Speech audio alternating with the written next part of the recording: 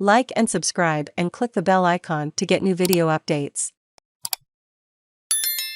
Confidence crash. Terrified consumers shut their wallets and fear for the future. June 15, 2022, 3:46 p.m. Save login, register or subscribe to save articles for later. Share normal text size, larger text size, very large text size, 0. Leave a comment. Save for the months in 2020. At the panicked height of the first COVID wave, consumer confidence is at its lowest in 31 years, where it was during the recession of the early 1990s. We are now at the point where measuring confidence feels like a misnomer. We should replace it with a fear metric. And the sentiment survey from ANZ Roy Morgan didn't even capture the Reserve Bank of Australia Governor Phil Lowe's Tuesday evening forecast that inflation will peak at 7% this year, a jarring moment for households that are already experiencing elevated fuel and food costs. Consumers are walking away from spending.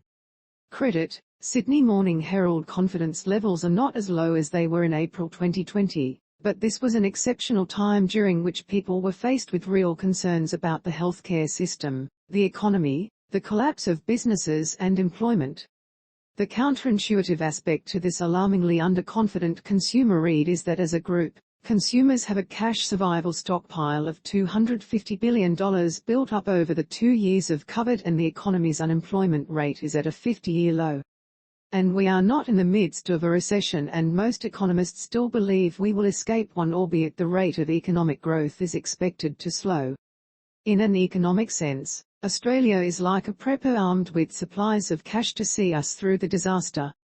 But the consumer confidence surveys are telling us households' confidence in both financial and economic conditions has significantly deteriorated. When viewed graphically, it's fallen off a cliff.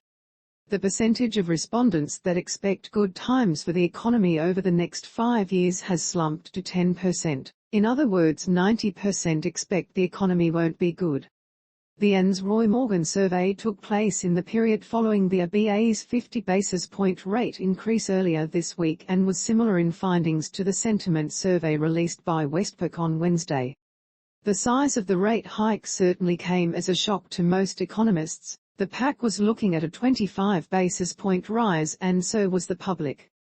The bigger than expected rate rise was the RBA's tonic to a larger and faster rise in inflation, the feature that also hugely influences consumer sentiment. These play into another major factor that influences whether the consumer sleeps well at night: house prices. Regardless of whether people are active buyers or sellers, the value of their dwelling is very influential on their feeling of wealth and financial well-being.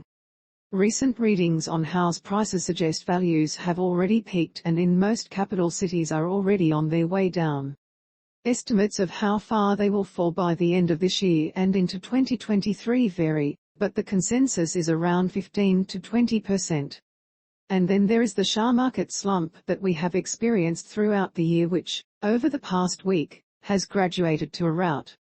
On Wednesday the market reached a year low. This knocks around superannuation balances, which for those nearing retirement threatens to become a meaningful issue.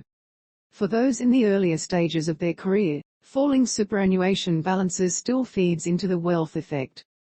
Regardless of whether people are active buyers or sellers, the value of their dwelling is very influential on their feeling of wealth and financial well-being.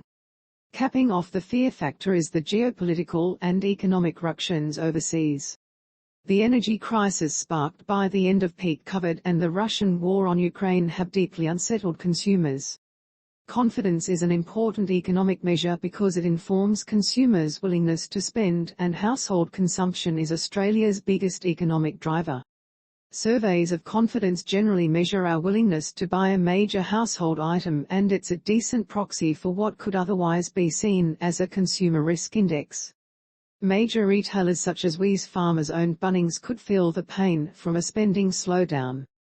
If we are uncertain about the future of finances, we are less likely to risk spending on a big item, like a major white good or a TV, choosing instead to squirrel away cash. The time to buy a major household item measure plunged by more than 14% in a weekend, according to Westpac Melbourne Institute Consumer Sentiment Survey. The time to buy a dwelling index has now reached a post-GFC low. Consumer sentiment then bleeds into their willingness to buy optional items, and it explains why stockbroking analysts have begun to derate the earnings potential of discretionary retailers including Wesfarmers, owner of Bunnings, Kmart, Target and Officeworks, JB Hi-Fi, Kogan and Harvey.